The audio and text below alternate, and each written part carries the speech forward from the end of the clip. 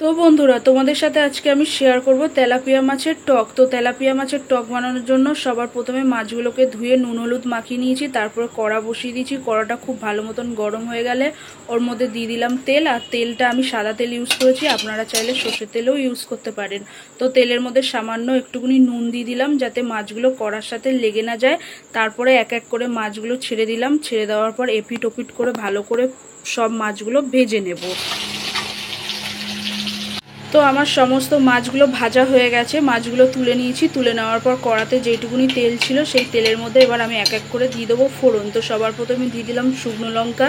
শুকনো লঙ্কাটাকে একটু লালচে করে নেওয়ার পর তারপরে দিয়ে দিলাম একটু কালো জিরে। কালো জিরেটাকেও একটু নাড়িয়ে চাড়িয়ে এবারে দিয়ে দিলাম সর্ষে। সর্ষেটাকেও খুব ফোড়নটাকে খুব ভালো মতন নাড়িয়ে চাড়িয়ে আমি আগে থাকতে কেটে রেখেছিলাম টমেটো, সেই টমেটো কুচিটা দিয়ে দিলাম।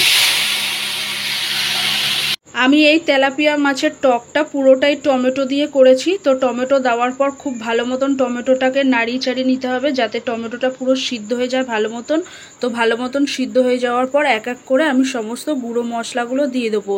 তো সবার প্রথমে দিয়ে দিলাম নুন, তারপরে দিলাম হলুদ, তারপরে দিলাম লঙ্কার গুঁড়ো, তারপরে দিলাম জিরে ধনের গুঁড়ো। তারপরে সমস্ত মশলাগুলোকে টমেটোর সাথে খুব ভালো মতন নাড়িয়ে চাড়িয়ে নিতে হবে। নাড়িয়ে চাড়িয়ে নেওয়ার পর দিয়ে দেবো সামান্য একটুখানি জল। সামান্য একটুখানি জল দিয়ে খুব ভালো মতন মশলাটাকে কষিয়ে নেবো যাতে মশলার কোনো কাঁচা গন্ধ না থাকে। তো মশলা কষতে কষতে আমি দিয়ে দিলাম সামান্য একটুখানি চিনি। তো চিনি দেওয়ার পর আরও খুব ভালো মতন মশলাটাকে কষিয়ে নিলাম। মশলাটা খুব ভালো মতন কষানো আমার হয়ে গেছে। তারপরে দিয়ে দিলাম জল।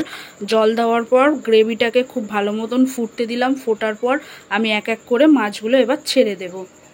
তো মাছগুলো দেওয়ার পর গ্রেভির সাথে খুব ভালো মতন মিশিয়ে নেব। তো মিশিয়ে নেওয়ার পর খুব ভালো মতন ফুটে গেছে আমার এখানটায় তেলাপিয়া মাছের টক রেডি। তোমরা বাড়িতে অবশ্যই এইভাবে একবার ট্রাই করে দেখো, সত্যি খুব ভালো লাগবে। যদি ভিডিওটা ভালো লেগে থাকে অবশ্যই লাইক শেয়ার কমেন্ট ফলো করতে ভুলবেন না। এখনকার মতন টাটা, সবাই ভালো থাকবেন, সুস্থ থাকবেন।